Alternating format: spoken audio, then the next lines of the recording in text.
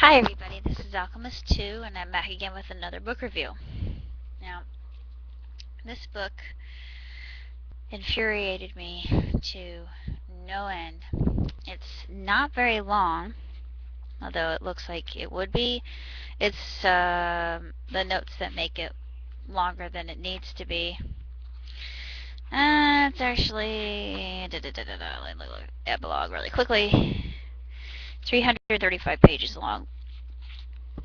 And cutting straight to the meat in the coconut, this is about how over-medicated the United States actually is, which is true. And there are a lot of diseases that are fabricated by big pharmaca. And it's interesting, overactive bladder really wasn't a disease, quote unquote. It was just considered a natural part of aging. And pharmaca thought, oh, we can make a profit off of this. That's the whole thing, profit. It's all about the money. It's not about the patient. It's not about the cause of this condition, which is just part of age. It's nothing else. There's nothing really wrong with having an overactive bladder. You just gotta go to the bathroom more, hydrate yourself more. It's just ridiculous. Yeah, see, this is the sort of thing that really ticks me off. But the book is really exceptionally written. It's very concise. It gives really disturbing statistics, which I found very unnerving and unhinging. And I'm just hopeful that people will take this into consideration. Now, I don't think everything is Pharmaca's fault, honestly. There are some things that I do think Pharmaca could manage a little bit better and not be so worried about profit. But there was a movie, it's called Brzezinski, if you're interested. It's about this man from Poland, and it's in the same line with this book, so I'm connecting the two. He came up with a treatment based on what the body could not make naturally in a state of cancer. And he treated it with neoplastons, which are non-toxic and have no ill effects like cancer treatments do, and cancer treatments are very outdated. And had I known this when my mother was still alive, I hopefully could have gotten her to Mr. Basinski and had her treated properly rather than having her go through recurrence, because actually what causes recurrence is the very toxic nature of cancer drugs themselves. And the thing is,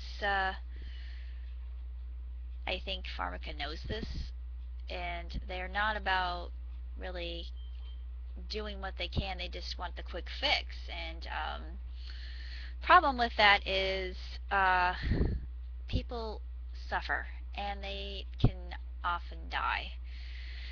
And a lot of us are becoming guinea pigs because of this. And there was a play that's mentioned in here that French school children will go and see. It's about this man who is an apothecary or something.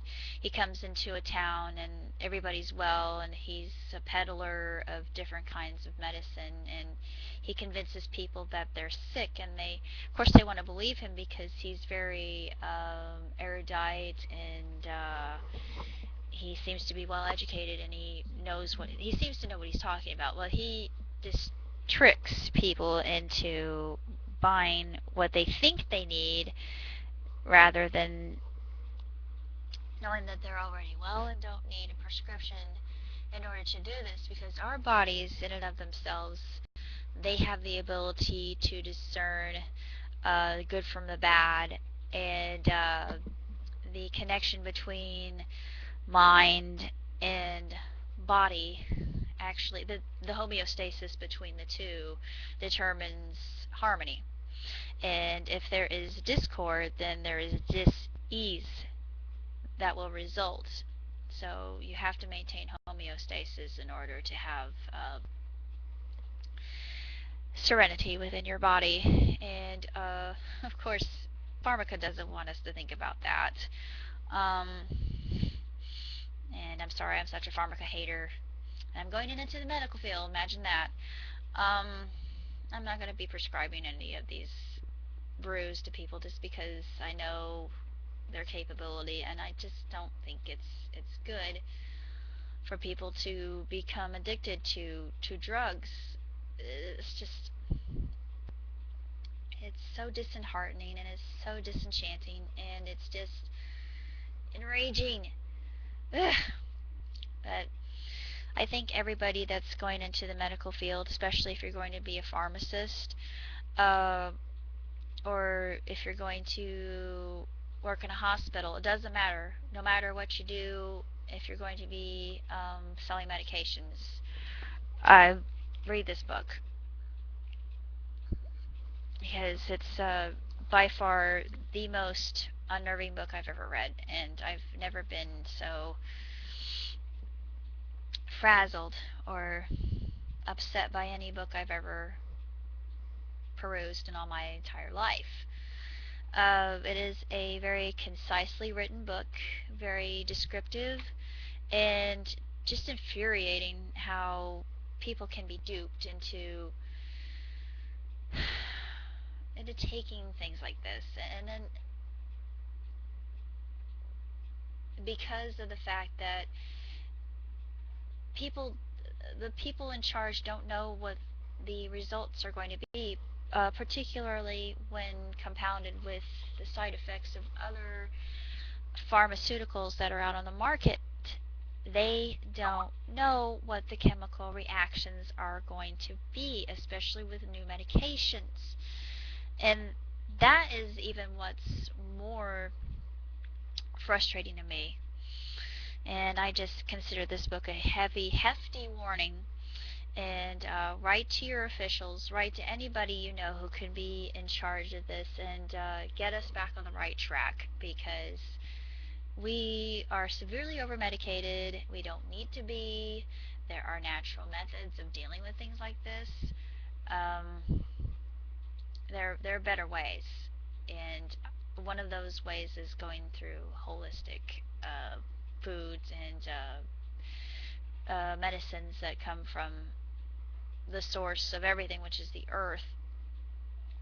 Uh, I'm not really sure what else to say about this particular book other than I did really enjoy it, although it did really make me miffed throughout the whole thing. I was just looking at it going, I mean, I just literally had my fist clenched, and I thought, what can I do about this? I'm just one lone voice crying in the wilderness. And I thought, oh yeah, do a review, and then other people can know about it and read it and see how enraging this stuff really is. And maybe we could start a revolution, a calm one that's done with thought behind it, and not go picketing out some fence and yelling and screaming. That does nothing. What you need to do is research. Researching is definitely more powerful than anything else. Send your research, send your statistics. This has, excuse me, this has outstanding, very specific statistics that can be used for our benefit if we want to change the situation. And basically, that's all I have to say. I'm going to do a quick update. I recently bettered my collaboration When Urkel Saved Mobius, the epilogue, final chapter and epilogue, with the help of my friend Brightstar Angie. And it is up on fanfiction.net. I'm working on Seductress of Blood. I'm working on Gardner's Detective Agency. I'm going to be working on Terrorball as well. I had a story in the past. I'm going to have to locate it. It's called Whispers of the Past, and it's about a woman who, against her judgment and against her better discernment, she purchases a house that is haunted, and the ghost that kind of lingers in the area. She comes from the the era of the Underground Railroad, so there's a little bit of history involved with that. Basically, that's all I've been working on. I've been pretty busy. And I hope people have been enjoying my original works and the fan works I've been doing. I really didn't get any feedback on my Doctor Who song, and I was kind of sad about that. But I'm hoping that more people will see it, and maybe it'll go through the BBC. My highest hopes are to that because uh, I would like to go to England someday and visit the set if I had the ability. That's actually on my bucket list. So this is something that's in the back of my mind at times.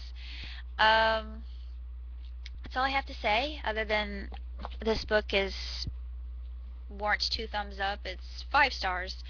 It's really infuriating and enraging and makes me irate just to read all that. But it's good information to have, and knowledge is power, as my idol said long ago, and I still keep this saying very near and dear to my heart.